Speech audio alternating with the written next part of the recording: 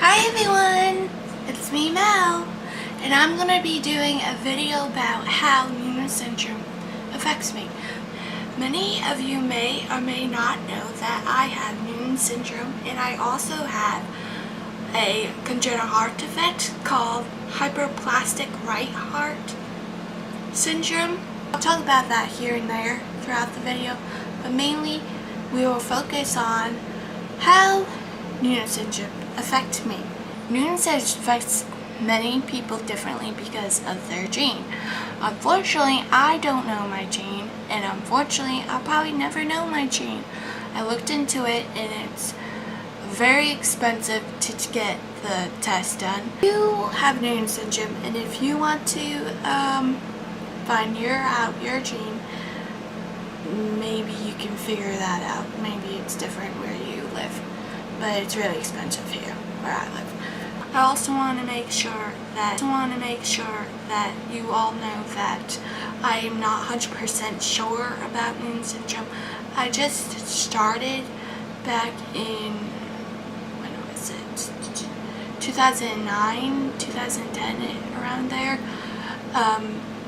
looking into it more and learning more about it because I was curious and all that. And I also wanted to know how it affects other people. Yeah, so like I said, this will be mainly about how it affects me. I also wanted to make sure that there's several different genes of Noonan syndrome, so you may have a different gene than I do, or someone in your family may have a different gene, so it may affect them differently than what affects me. So the main thing is, when I first was diagnosed, I'm not 100% sure because I was so young. I think I was 6 months. I'm not sure how my mom told me about me having it. I think over the years she probably said something, or going to the doctors often because of my heart. Probably came up somehow or whatnot.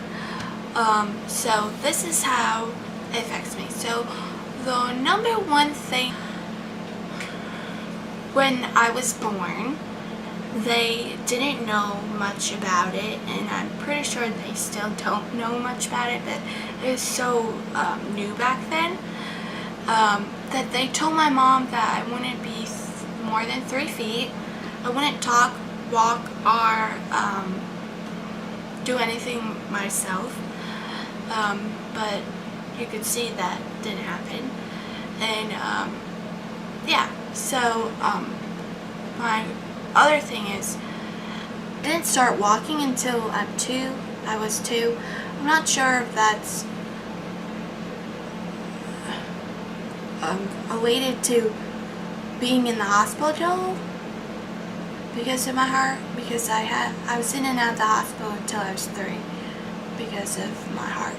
So I don't know if that could be that or because of my Noonan syndrome, but learning is a factor for me. It's very hard. I was in special classes during my school years, all through my school years. I was in a smaller classroom so I can learn better than being in a bigger classroom and have more kids and all that. Remember anything other like being picked on other than middle school, because when I got into high school I just kept to myself. I didn't really have friends. I had one friend in my grade, and she was kind of MIA throughout the years, meaning she never came to school. My other friends that I hanged out with, like after school or like not school related, were in a younger grade than me. I graduated in 2008, so they graduated in 2009. So I didn't have any classes with them. And I did have to take medicine for my period. I had to do that twice. I also have pains here and there, mainly my knees down to my ankles. I also know that almost everyone that has Noonan syndrome has that pain. Doctors don't know why we have this pain. And the only reason why I know that is because I'm not